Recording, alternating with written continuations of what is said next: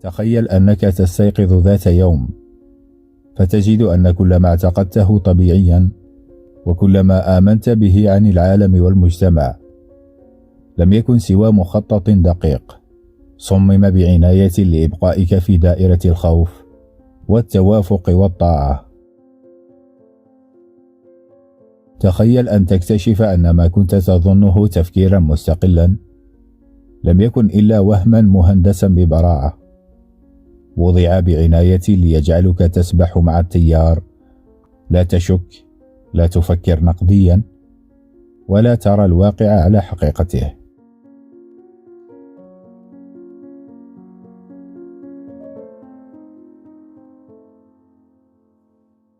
اليوم سنغوص في إحدى أكثر الظواهر إثارة للقلق في تاريخ البشرية: الذهان الجماعي. كيف سقطت بأكملها في غياهب الجنون الجمعي، فتلاشت قدرتها على التفكير العقلاني، ووقعت في أسر الأوهام التي قادتها إلى المعاناة والقمع والدمار. ولكن الأهم من ذلك، كيف يحدث هذا الوهم؟ ما هي الآليات التي تجعل العقول تستسلم له؟ وكيف يمكنك أن تحمي نفسك من السقوط في هذا الفخ؟ سنخوض رحلة مثيرة نسبر فيها أغوار العقل البشري، مستندين إلى رؤى علماء النفس والفلاسفة والمفكرين الذين كشفوا كيف يمكن للخوف والتلاعب والهستيريا الجماعية أن تحول الحشد إلى كيان فاقد للبصيرة. وبنهاية هذا الفيديو ستمتلك فهما عميقا لآليات انهيار المجتمعات في ظلمات الذهان الجماعي، والأهم من ذلك ستعرف كيف تحصن عقلك ضد هذا الجنون.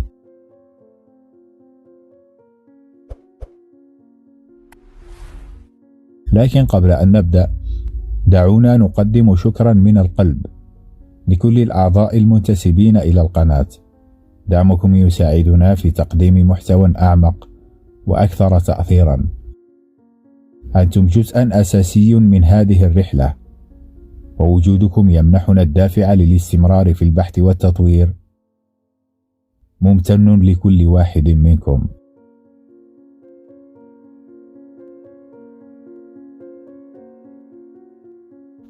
على مر التاريخ تجلى الذهان الجماعي بأشكال مختلفة، من حكم الرعاع من بني أمية إلى حملات مطاردة الساحرات والتطرف الديني المعاصر، إلى الأنظمة الشمولية وعمليات التطهير الأيديولوجي. لكن السيناريو واحد. حدد علماء النفس والمؤرخون أنماطا واضحة تفسر كيف يمكن لشعب بأكمله أن ينزلق إلى الهوى والهستيريا دون أن يدرك أنه يسير في طريق الهلاك. كان كارل يونغ أحد أعظم العقول التحليلية في التاريخ، وكان من أول من حذروا من خطر الذهان الجماعي. فقد أدرك أن المجتمع الذي يهمش التفكير المستقل ويدفن الوعي الذاتي يفتح أبوابه أمام طوفان من الهستيريا الجماعية. المجتمع المصاب بالذهان الجماعي هو ذلك الذي يحل فيه الخوف محل العقل، ويقمع فيه الفكر النقدي، وتصبح الطاعة العمياء للسلطة بشقيها الديني والسياسي هي القاعدة. يبدأ الأمر بانهيار تدريجي في قدرة الأفراد على التفكير النقدي.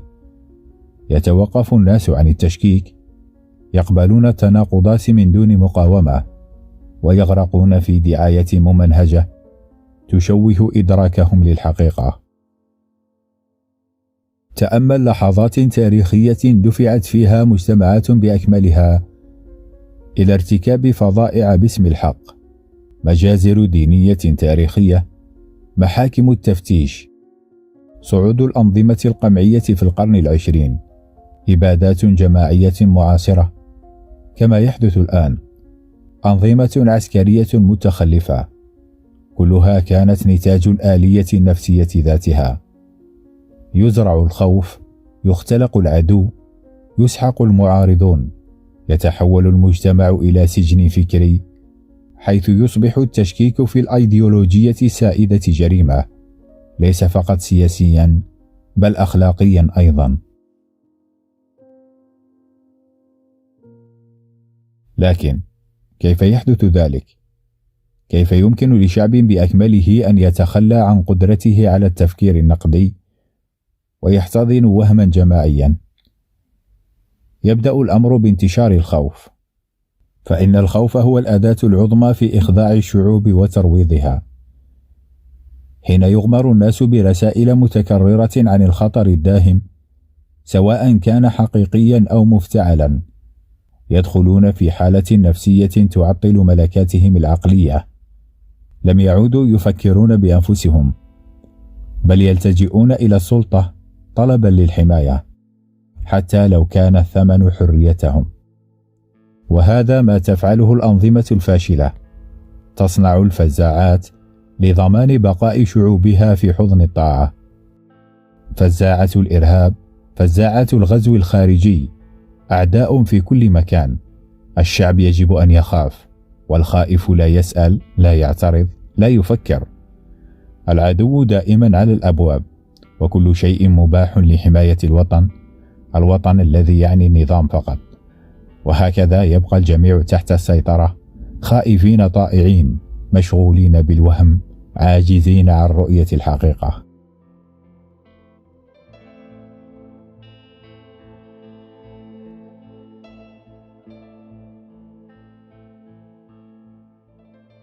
التاريخ شاهد على ذلك.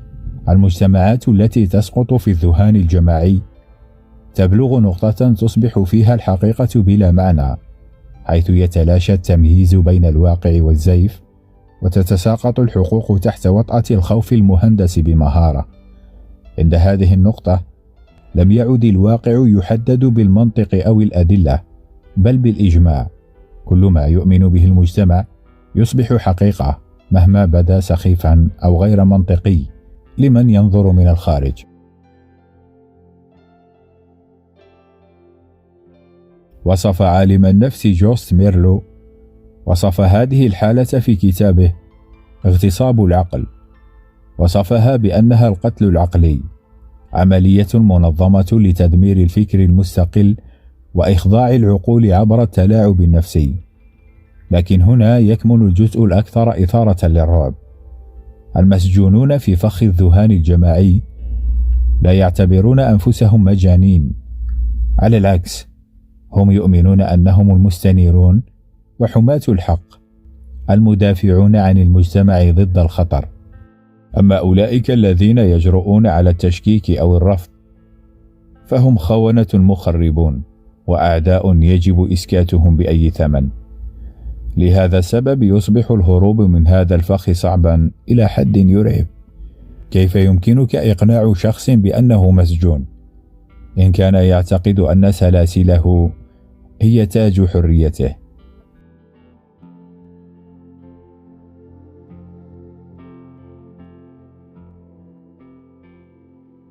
لكن السؤال الأهم هو: كيف يمكننا المقاومة؟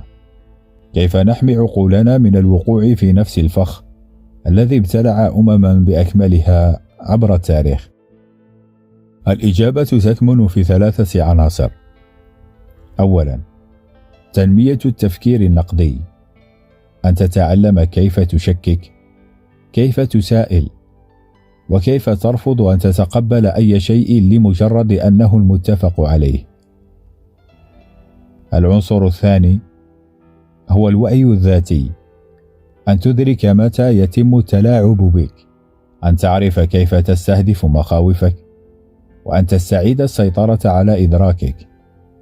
العنصر الثالث الشجاعة للوقوف وحيدا، لأن مقاومة الوهم الجماعي تعني غالبا أن تجد نفسك في مواجهة الجميع، في عالم يقدس التوافق ويخشى الأصوات المستقلة.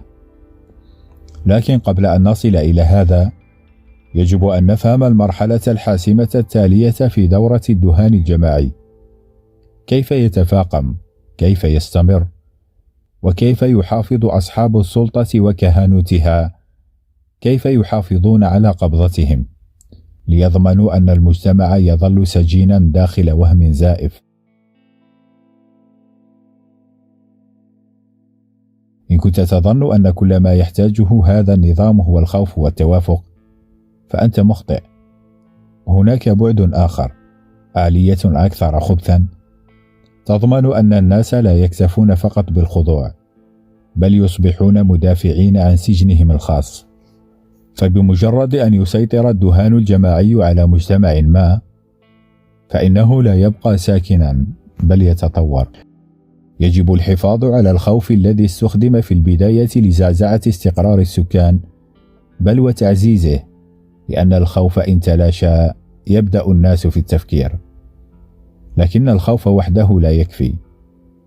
المرحلة التالية هي التلقين الممنهج، حيث يغرس الوهم في العقول حتى يصبح جزءا من الهوية، وهنا تصبح الدعاية سلاحا أساسيا.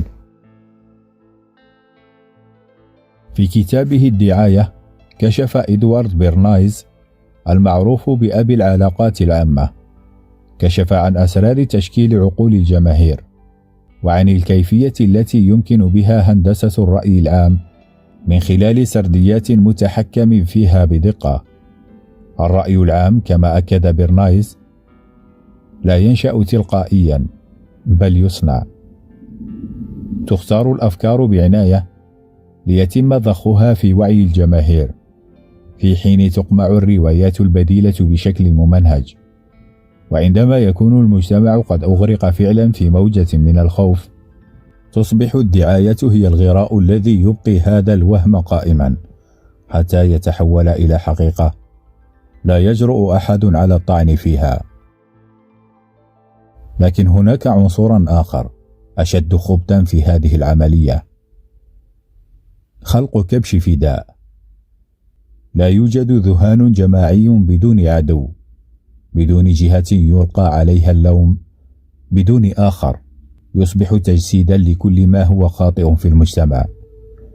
في الأنظمة الشمولية يكون هذا العدو أحيانا معارضة سياسية أو طائفة دينية أو جماعات عرقية أو دولة ما أو أي فصيل يهدد سلطة الأيديولوجية السائدة.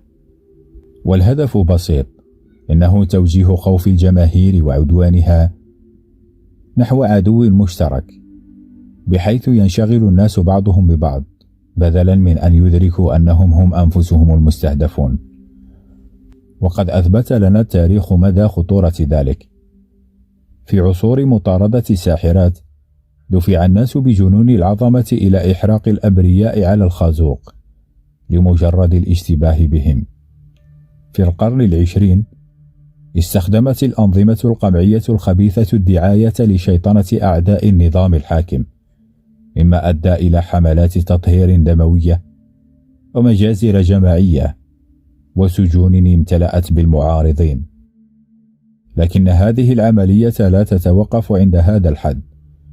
مع تزايد انغماس السكان في الوهم يبدأ الناس في مراقبة بعضهم البعض. لم يعد الخوف من العقاب يأتي فقط من السلطة بل من المواطنين أنفسهم. تنهار الصداقات، تنقلب العائلات ضد بعضها، ويصبح القمع ذاتيا. وهذا ما يجعل الذهان الجماعي قويا وخطيرا للغاية. فالناس لا يجبرون على الامتثال بل يفرضونه على أنفسهم وعلى من حولهم. في تجربة شهيرة أثبت عالم النفس سولمون آش أن الضغط الاجتماعي وحده يكفي لدفع الأفراد إلى إنكار الحقائق الواضحة أمام أعينهم. في اختبار أجراه طلب من المشاركين مقارنة أطول خطوط مرسومة، لكنهم بعد أن رأوا آخرين يقدمون إجابات خاطئة بدأوا في فعل الشيء نفسه رغم أنهم كانوا يعرفون أنها خاطئة. وهنا تكمن الحقيقة المرعبة. معظم الناس يفضلون التوافق مع الجماعة حتى لو كانوا على يقين بأنها على خطأ، بدلا من الوقوف وحيدين. ولهذا السبب يصبح الخروج من الذهان الجماعي صعبا إلى حد يجعله يبدو مستحيلا. فماذا يحدث لأولئك الذين لا يزالون يبصرون الحقيقة؟ إنهم يصبحون هدفا ينظر إليهم كخطر على نسق الهذيان الجماعي، يوصفون بالمجانين، بالمخربين، أو حتى بأعداء الشعب والوطن. وكلما حاولوا كشف الحقيقة ازدادت المقاومة التي يواجهونها.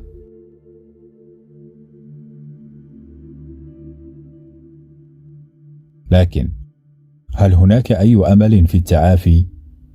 الإجابة مبشرة ومقلقة في آن واحد. هناك مخرج، لكنه ليس سهلا. إنه يتطلب جهدا هائلا فرديا وجماعيا. الخطوة الأولى بالطبع هي إدراك ما يحدث. عندما يدرك الفرد أن الخوف والدعاية والضغط الجماعي ليست سوى أدوات للسيطرة، حينها فقط يبدأ في كسر قيوده ويستعيد مفتاح عقله. إذا كنت تشعر أن هناك خطأ ما، إذا بدا لك أن العالم من حولك يفقد قبضته على الواقع، فأنت لست المجنون، بل على العكس، أنت ترى بوضوح. لكن الوعي وحده لا يكفي. التحرر من الذهان الجماعي يتطلب عملا، يتطلب شجاعة التفكير باستقلالية حتى عندما يخبرك الجميع أنك مخطئ، يتطلب مساءلة الروايات الرسمية حتى لو كان الشك في حد ذاته مدانا، يتطلب مقاومة ضغوط التوافق حتى عندما يصبح الوقوف وحدك أكثر الأشياء رعبا، يتطلب البحث عن المعرفة من خارج ما يقدم إليك، والانخراط في تفكير نقدي حقيقي، ورفض قبول السلطة بشقيها الديني والسياسي كمصدر نهائي للحقيقة. لكن هنا تكمن المشكلة. كما أظهر لنا التاريخ، نادرا ما تتحرر المجتمعات من الذهان الجماعي سلميا.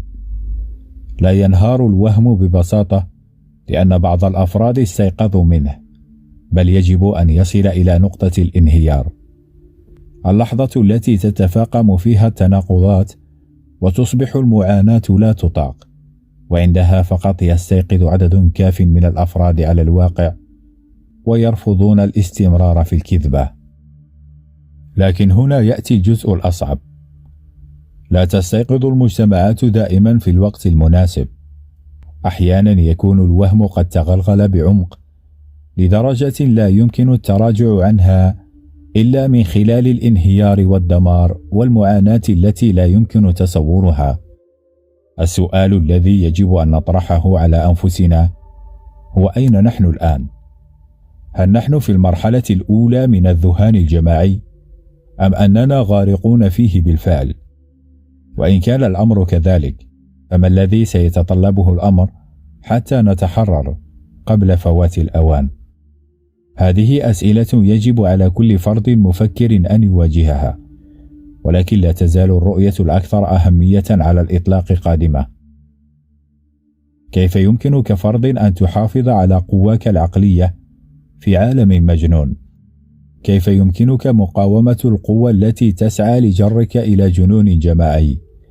كيف يمكنك أن تلعب دورا في إيقاظ الآخرين قبل فوات الأوان؟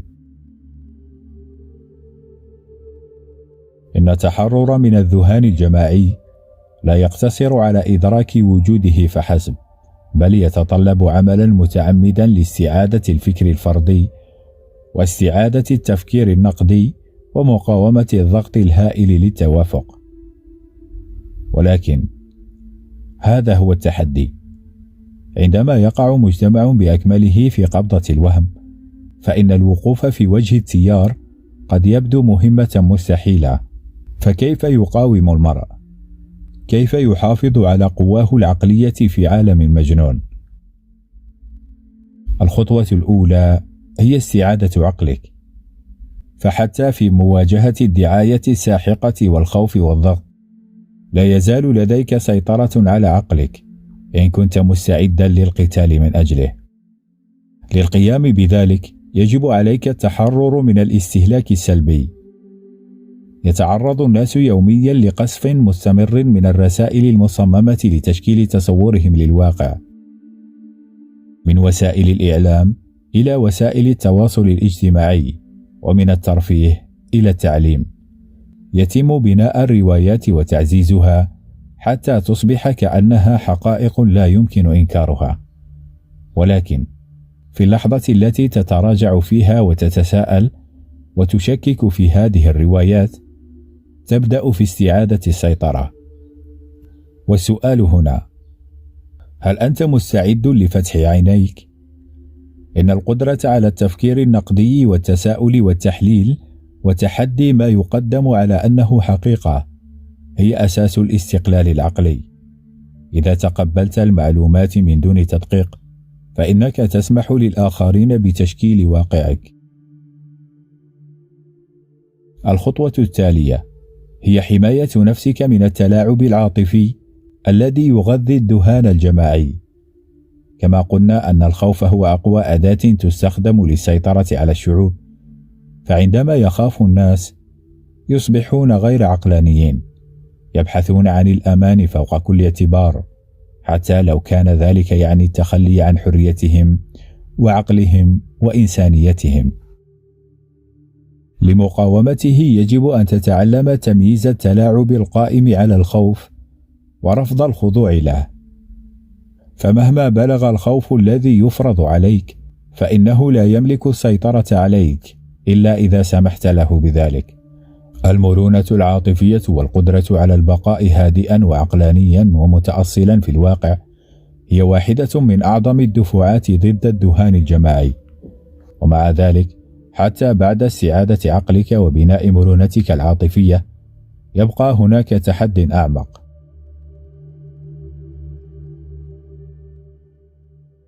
كما رأينا، فإن إحدى أكثر آليات الذهان الجماعي فعالية هي الطريقة التي ينقلب بها المجتمع على أولئك الذين يرفضون المشاركة في الوهم الجماعي. يصنف الأفراد وينبذون، بل ويعاقبون لمجرد جرأتهم على التشكيك في الرواية السائدة. وهنا تبرر أهمية الشجاعة.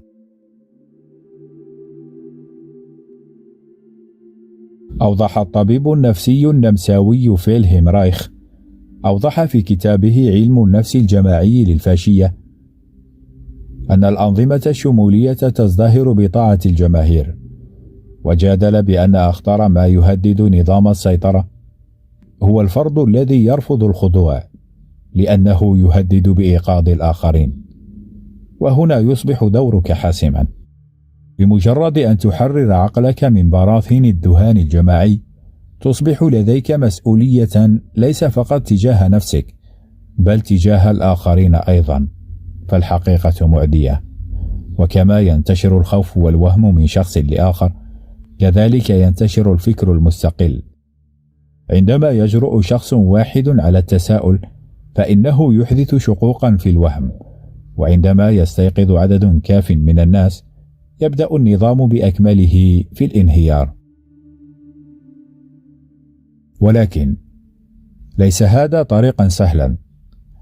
يتطلب الوقوف في وجه الذهان الجماعي، يتطلب قوة داخلية هائلة، يتطلب استعدادا لسوء الفهم والسخرية وحتى الرفض، يتطلب التزاما راسخا بالحقيقة حتى عندما تكون الأكاذيب أكثر راحة.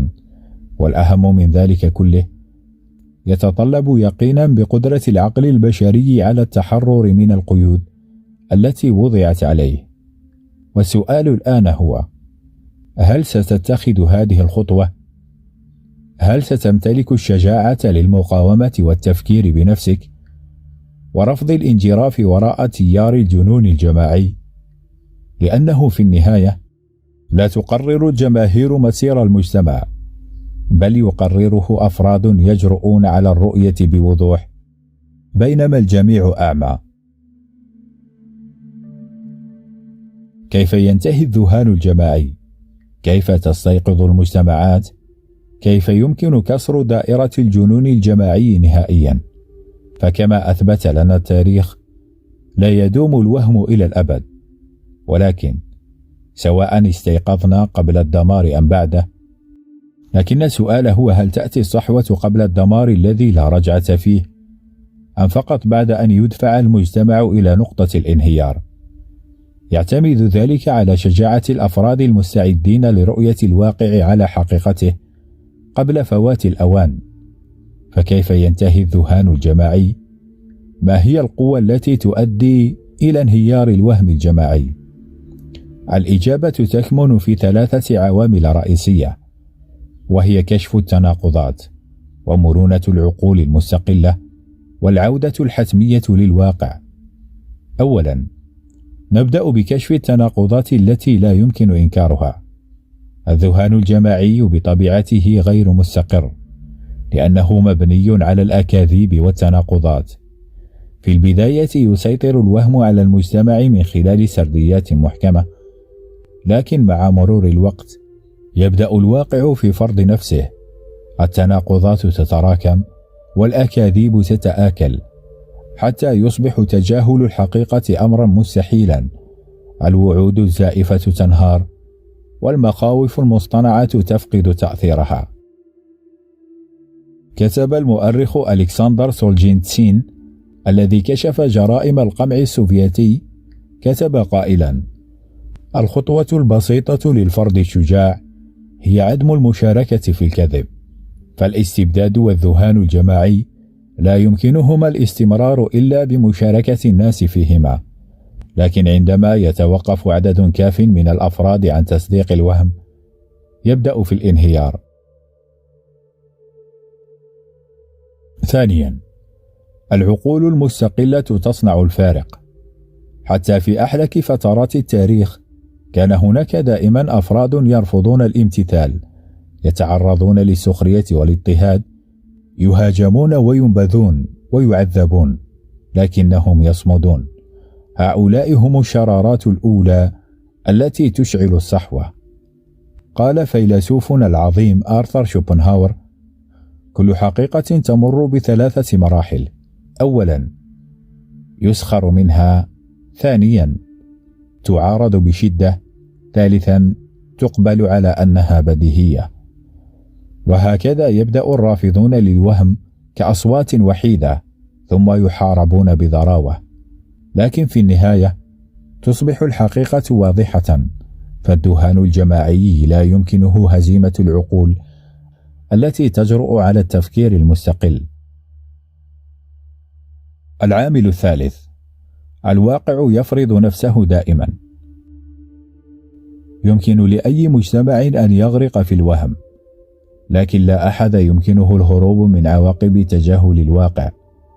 تنهار الاقتصادات، تفقد الحكومات السيطرة، تتكشف المخاوف المصطنعة، تفضح الخرافات، ويصل النظام إلى لحظة لا يمكنه فيها الاستمرار. لكن هنا تكمن المعضلة الكبرى: كلما طال بقاء المجتمع في الوهم كان انهياره أكثر تدميرا. إذا استيقظ الناس مبكرا فقد يكون التحول سلميا، بل حتى تحويليا. أما إذا تأخروا فالتاريخ يثبت أن النتيجة تكون الفوضى والمعاناة والانهيار الكامل. الخيار بين يديك. لهذا السبب تقع المسؤولية على من يرون بوضوح. إذا كنت من القلائل الذين يمكنهم تمييز الذهان الجماعي أثناء حدوثه فمن واجبك أن تقاوم. احمي عقلك من التلاعب، شكك في السرديات المفروضة عليك، تحلى بالشجاعة لقول الحقيقة حتى عندما لا يكون العالم مستعدا لسماعها، لأن التاريخ لا تصنعه الجماهير بل الأفراد الذين يجرؤون على الرؤية بوضوح بينما الجميع أعمى. وربما الأهم من ذلك، يجب أن تساعد الآخرين على الاستيقاظ، لأن ترياق الذهان الجماعي ليس العنف ولا القوة ولا الإكراه، بل هو الوعي. كلما زاد عدد الأشخاص الذين يتحررون من الوهم ضعف الوهم. إنها عملية بطيئة وغالبا ما تكون مؤلمة، لكنها السبيل الوحيد للخروج. حذر كارل يونغ ذات مرة من أن أعظم خطر على الحضارة ليس اندلاع الكوارث الطبيعية ولا انهيار الاقتصادات ولا حتى صعود الطغيان، بل إنما لا وعي الجماهير. مجتمع يرفض التفكير بذاته، يتبع السلطة من دون وعي، ويقمع المعارضة باسم المطابقة، مجتمع على حافة الدمار دائما. لكن العكس صحيح أيضا، مجتمع يقدر الفكر النقدي وينمي العقول المستقلة ويرفض أن يحكمه الخوف، مجتمع لا يقهر. لذا السؤال الأخير هو: هل ستكون جزءا من الصحوة أم ستنجرف مع الجنون؟ هل ستختار أن ترى أم ستبقى أعمى؟ لأن الذهان الجماعي لا يزدهر إلا عندما يختار الناس الجهل على الوعي، والراحة على الحقيقة، والخضوع على الحرية. ولكن بمجرد أن تفتح عينيك، بمجرد أن ترى حقا، لا يمكنك العودة أبدا، ومن هنا يبدأ التحرر الحقيقي.